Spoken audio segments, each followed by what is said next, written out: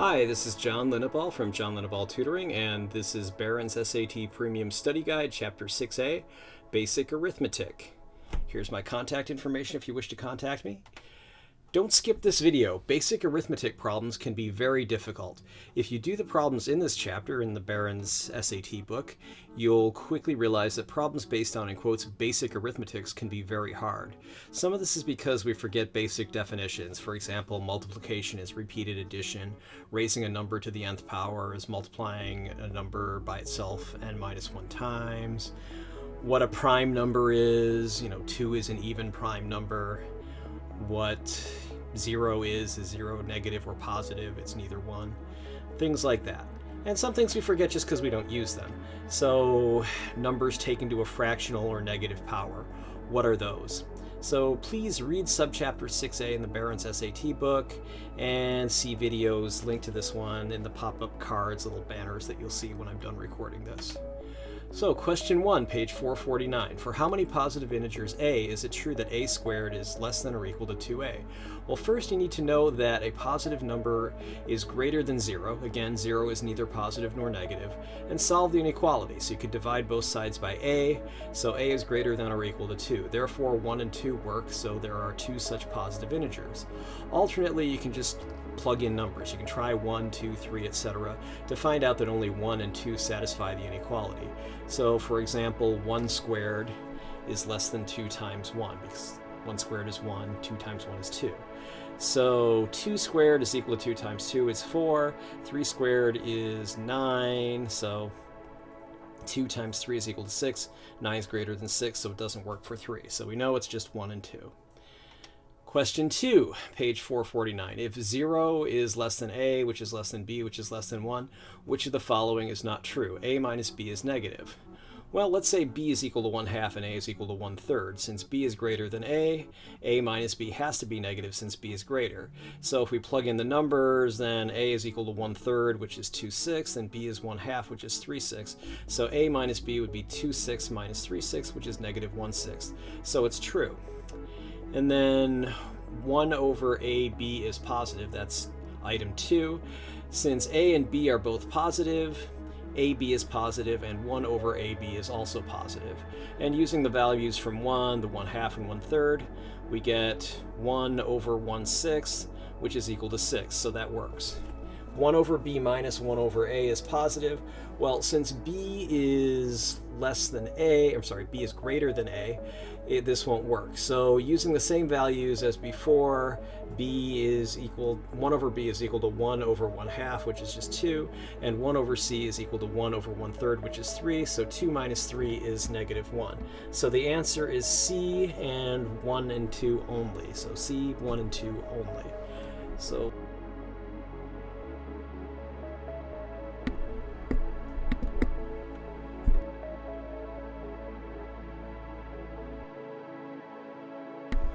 all right, so question 3, page 449. If a and b are negative and c is positive, which of the following is or are true? So 1, a minus b is greater than a minus c. Well, let's have a equal to negative 2, b equal to negative 1, and c equal to 1. So a minus b is a negative minus a negative, so when you subtract a negative, it's like adding a positive, so the result's going to be either a smaller negative or a positive.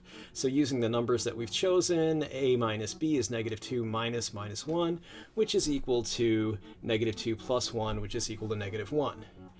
A minus c is a negative minus a positive, so that means it's going to become even more negative. It'll become a smaller number. So using the numbers, we have a minus c is equal to negative 2 minus 1, which is negative 3. So number 1 is false.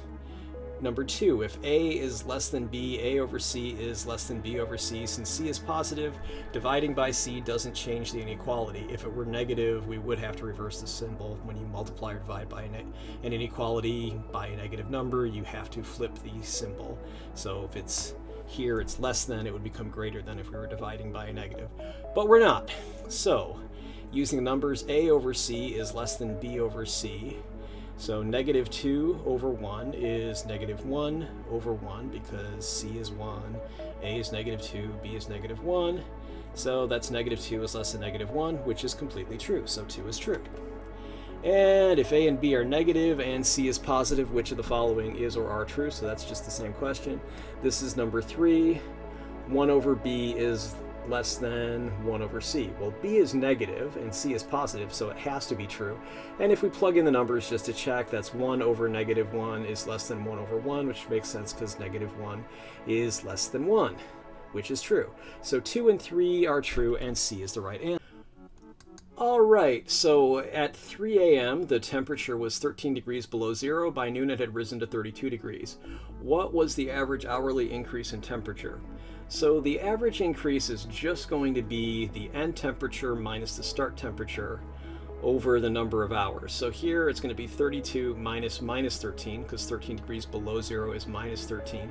That's 45 degrees, and then 12 p.m. minus 3 a.m. is 9 hours. So mostly they're expecting you to not understand that 13 degrees below zero, or to miss that. So you would get something like 32 minus 13, which would be 19, and you get 19 over 9. So you can see from the answer choices they expect you to make that mistake. Anyway, we didn't make that mistake. It's 45 degrees over 9 hours, which is 5 degrees per hour, which is C. Answer C. Question 5, page 449. If 7 to the A times 7 to the B is equal to 7 to the C over 7 to the D, what is D in terms of A, B, and C? Well, 7 to the A plus B is equal to 7 to the C minus D. So we know that A plus B has to be equal to C minus D, otherwise that equation wouldn't work. So we're going to add D to both sides, so then we end up with D plus A plus B equals C. And the reason you're doing that is when you multiply powers of the same base, you add the exponents. When you divide powers of the same base, you subtract. So you can see my video on exponents. So anyway, we end up with D plus A plus B equals C, so therefore D is going to be C minus A minus B, so you have to subtract A and B from both sides. So the answer is B. Question 6 is page 449. Question, all right, if P and Q are primes greater than 2, which of the following must be true? Well, first you need to know if any prime number greater than 2 is odd. Or you don't need to know if it, you need to know, basically just know any prime number greater than 2 is odd. 2 is the only even prime number. So 1, P plus Q is even. Well, the sum of two odd numbers is always even. You can think of it this way. The odd number, any odd number, can be expressed as an even number plus 1. For example, 3 is 2 plus 1. 1 is 0 plus 1. So any even number is 2 times some other number, or it wouldn't be an even number. So the sum of two odd numbers can be expressed as 2x plus 1 plus 2y plus 1, where x and y are some integers. So their sum is just going to be 2 times x plus y in parentheses plus 2, because these ones add together, or just 2 times x plus y plus 1 when we rearrange it. So it's even. You can try this with P equals 3 and Q equals 5, so P plus Q equals 8, which is even. That's probably what you should do on the test, is just plug in numbers, but this is so you'll actually understand the theory behind it. So number 1 is true. Okay, question 6, page 449 continued. If P and Q are primes greater than 2, which of the following must be true? So again, first know that any prime number greater than 2 is odd, so they're just asking about odd numbers in kind of a backhanded way. So PQ is odd. Well, let's take 3 and 5 again. 3 times 5 is 15, so it looks like it. And what I mean by SAT method here is that's what you should do on the SAT. Just try a few different numbers that work, that are primes greater than 2. And if they all work, it's probably true. If you want to get into the theory behind it, okay, since P is equal to 2x plus 1 and Q is equal to y plus 1, their product is going to be 2x plus 1 times 2y plus 1, which is going to be 4y squared, because that's first. Then outer is 2x, inner is 2y plus 1. Since there's a 1 on the end and all the other terms, 4y squared, 2x, 2y, are all divisible by 2, then PQ has to be odd because it's an even number plus 1. So PQ is odd and 2 is true. PQ minus, or sorry, not PQ, P squared minus Q squared is even. With P equals 3 and Q equals 5, we get 9 minus 25 equals negative 16. That's still an even number, even though it's negative. So 2x plus 1 squared minus 2y plus 1 squared is going to be 4x squared plus 4x plus 1 minus 4y squared plus 4y plus 1. So that's just going to be 4x squared plus 4x plus 1, and then we have to change the sign of everything in this last set of parentheses. So negative 4y squared minus 4y minus 1. So notice the plus 1 and the negative 1 cancel out. So then all we have is 4 times x squared minus y squared plus 4 times x minus y, and then of course plus 1 minus 1, which cancels out, so it's just equal to 4 times x squared minus y squared plus x minus y. Since x and y are even, x squared minus y squared is even, and x minus y is even. Therefore, p squared minus q squared has to be even because it's all divisible by 4 or by 2. So, well, here it's 4 and 2. Anyway, so p squared minus 4 squared is even, and 3 is true. So D, 1, 2, and 3 are correct. I put is correct. Oops. Little grammatical error there. Question 7, page 450. Questions 7 and 8 refer to the following definition. For any positive integer n, tau, that's the Greek letter tau there, of n represents the number of positive divisors of n.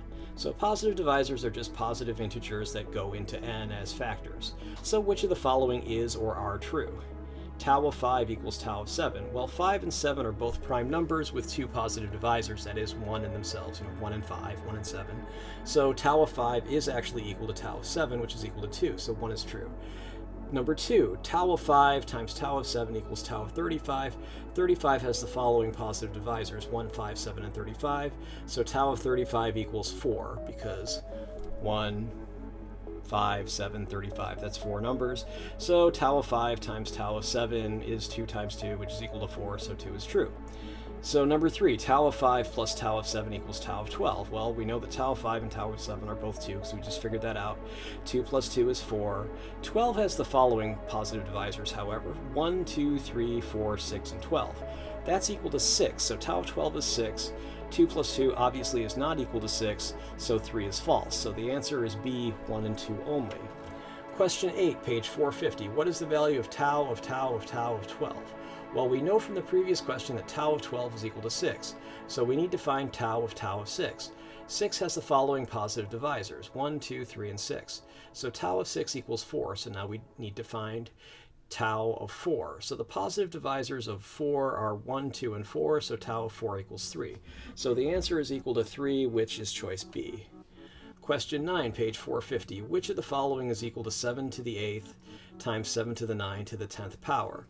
Well, when we multiply two powers of the same number, that is, the same base, in this case 7 taken to two different powers, or even two of the same power, if you're multiplying them, you just add the exponents. So here we have 8 plus 9 is 17. 7 to the 8 times 7 to the 9 is equal to 7 to the 17th power. So now we must compute 7 to the 17th to the 10th power. When you're taking a power of a number, like 7 to the 17th, to another power, you're taking that whole thing to the 10th power, you just multiply the exponents. So the answer is 7 to the 170th power, which must be a really huge number. Anyway, that's choice C. Question 10, page 450. How many integers are greater than negative pi and less than the square root of 2? Well, integers are positive and negative whole numbers, and also 0. So, okay, got to include 0. Since negative pi is approximately negative 3.14, negative 3 is the first integer larger than negative pi. Since square root of 2 is equal to 1.414, roughly, the largest integer smaller than the square root of 2 is 1. So then you just can draw a little timeline, go negative 3, negative 2, negative 1, 0, and 1. So that's 1, 2, 3, 4, 5. I think the first time I did this, I did actually forget 0, so it's not bad to put your brain into low gear and actually draw a little graph or actually write down the numbers. So the number of integers is 5, which is choice C. Question 11, page 450. If 0 is less than x, which is less than 1, which of the following lists the numbers in decreasing order? Well, when 0 is less than x is less than 1, you have some sort of fraction that is positive between 0 and 1. And here's where we enter the upside down, like Stranger Things, where normal rules don't apply. For example, the square root of x is 1/2 when x is equal to 1/4. Why? Because 1/2 times 1/2 is 1/4. So the square root is actually larger. That doesn't apply to numbers that are bigger than 1. So the same applies to a, even if we don't have a calculator. So also, you know, basically also x, well, I guess instead of the same applies to a, it should be the same applies to x. So also x squared is less than x for similar reasons. So we know that the square root of x is bigger than x, and x squared is going to be even smaller. So we have 1/2 squared is 1/4, 1/4 squared is 1/16. So we have to list x, x squared, and the square root of x in decreasing order. Well, we already know the square root of x is the biggest, so then decreasing from that is going to be x, and decreasing from that is x squared, because it's like 1/2, 1/4, 1/16. So check if x is 1/4, x is 1/2, and x squared is 1/16. So the proper order is square root of x, x, and x squared. So the answer is choice A. Question 12, page 450. At Kathy's Candy Shop, 25.5 pounds of chocolate are being divided into gift boxes, each containing 100 grams of chocolate. To the nearest tenth, how many ounces of chocolate will be left over when there isn't enough chocolate to fill another whole box? 1 pound is equal to 16 ounces, and 1 pound is also equal to 454 grams. So the first thing we must do is convert 25.5 pounds to grams using the conversion factor they gave us. Don't use your own factors such as 1 ounce is approximately 28 grams, etc. That will give you a slightly different answer from rounding, but it's enough to make your answer wrong. Trust me, I tried it, it didn't work. So the number of grams is 25.5 pounds times 454 grams per pound, which is equal to 11,577 grams. Use your calculator. It's unlikely that they're going to give you a problem with numbers this ugly on the non-calculator section. So literally, we can get out our calculator and go 454 times 25.5, boom, 11,577. Okay, so then here's the problem again. All right, so we have to divide this 11,577. I shouldn't have turned off my calculator. Okay, so anyway, 11,577. We're going to divide that by 100. Okay, so we have 115.77. So there's 115 whole 100-gram boxes of chocolate. We don't care about that, so we're just going to subtract out the 115. And we have 0.77, multiply that by 100, and boom, we get 77. So that is, we have 77 grams of chocolate left. So 77 grams. Okay, we have to convert that back to pounds, so we're going to have to divide that by 454 grams per pound. Boom, which is approximately 0.1696. You can see it here, 1696035, blah, blah, blah. So that probably goes on forever to the horizon. Anyway, so then we're going to multiply that by 16 ounces per pound. So that's 16, so that's 2.71365, blah, blah, blah ounces. So there's room to grid in 2.71, and if we were rounding it to the hundredths, that would be correct. Do we do that? No. The instructions say to the nearest tenth. So it has to be 2.7. If you grid in 2.71, even though it's a more accurate answer, if they told you to the nearest tenth, it's the wrong answer. So make sure you read instructions, pay attention to units, etc. Okay, let's move on to the next question. Question 13, page 450. Maria has 2 electronic beepers. One of them beeps every 4 seconds, the other beeps every 9 seconds. If they are turned on at exactly the same time, how many times during the next hour will both beepers beep at the same time? Well, hopefully she's in a room by herself, or the question would be, how long before somebody takes the beepers away from her, or smashes them, or the teacher comes and says, hey, turn those things off, we're in class, etc. So, anyway, first, we must find the lowest common multiple of 9 and 4. Since 9 is equal to 3 times 3, and 2 times 2 equals 4, there are no common factors, just a 3, 3, 2, 2. So the lowest common multiple is just 9 times 4, which is 36. So the beepers beep simultaneously every 36 seconds. There are 60 seconds in a minute and 60 minutes in an hour. So the number of seconds is 60 seconds per minute times 60 minutes per hour, which is 3,600 seconds per hour. So there are 3,600 seconds in an hour. 3,600 seconds over an hour is equal to 1 beep over 36 seconds equals 100 beeps per hour. So it beeps 100 times. Okay, sneak preview of the next question. Okay, anyway. Question 14, page 450. If -7 is less than or less than or equal to x, which is less than or equal to 7, and 0 is less than or equal to y, which is less than or equal to 12, what's the greatest possible value of y minus x? Well, for y minus x to be at its greatest or maximum, y must be as large as possible, right? Because you want to subtract as small a number as possible from as large a number as possible. So x must be as small as possible. So you can set y to its maximum, which is 12, because it has to be less than or equal to 12. And the smallest value of x is negative 7, because it has to be greater than or equal to negative 7. So 12 minus 7 is 12 plus 7 equals 19. There's your answer. Only way you could really get this wrong is just by not understanding these things or reading it too quickly, not paying attention. So understand what less than or equal to means, understand that subtracting a negative is like adding a positive, etc. Question 15, page 451. If x is an integer less than 1,000 that has a remainder of 1 when it is divided by 2, 3, 4, 5, 6, or 7, what is one possible value of x? This problem is impossible if you don't really understand what a remainder is. So I know most of you probably really haven't done division with remainders since you're in maybe 4th or 5th grade, or maybe some specialized math that you learned.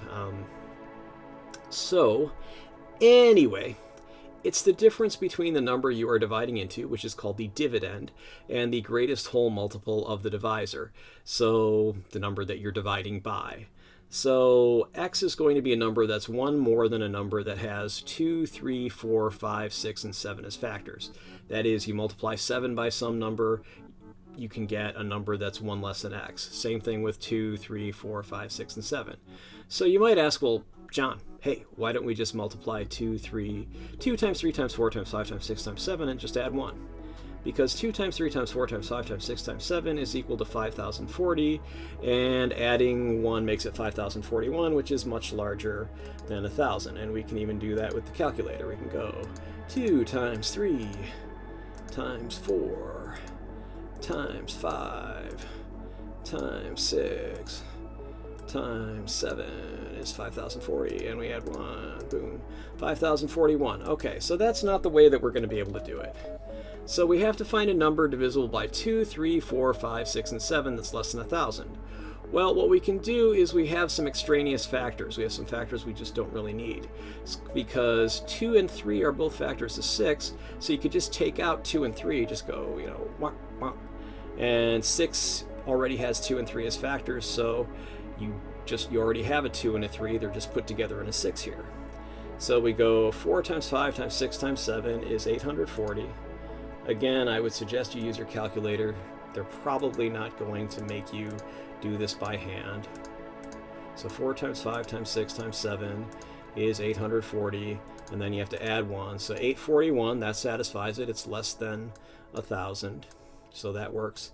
And if you're really slick, you might say, well, hey, John, there's a 4. That's 2 times 2.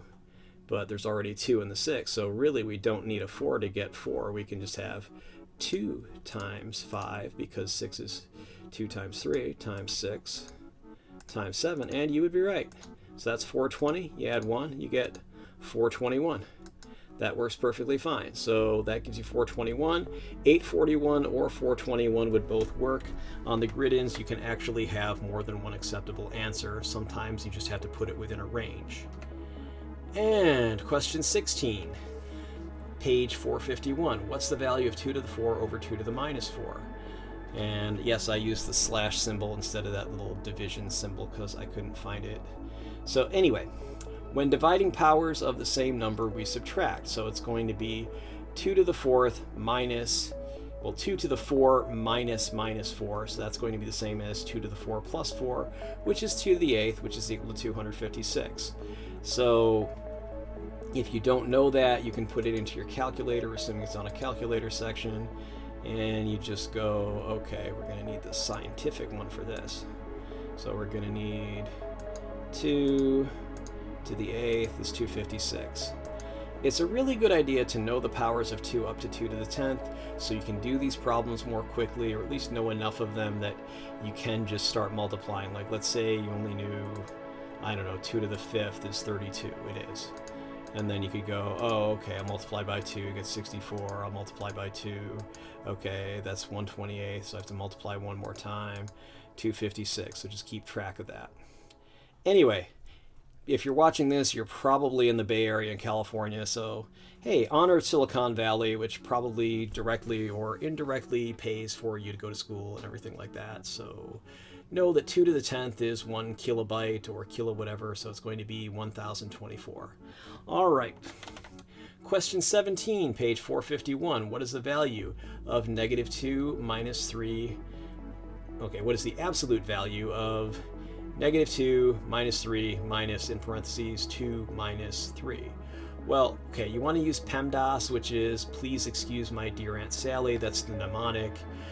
Maybe Aunt Sally is one of the, maybe that's one of your grandparents' kids who was actually born after you were, empty nest syndrome and all that.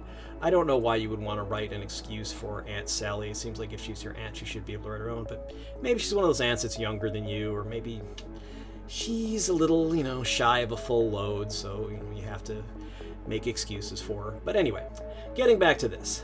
Parentheses, exponents, multiplication, division, addition, subtraction. So please excuse my dear Aunt Sally. Get it? So when you do that, you want to do multiplication and division from left to right, and you want to do addition and subtraction from left to right. It's not do all the multiplication, then do all the division, then do all the addition, then do all the subtraction. These two go together, multiplication and addition subtraction go together. But I digress. We really only just need to use parentheses and exponents, and okay, I guess fine, subtraction and addition.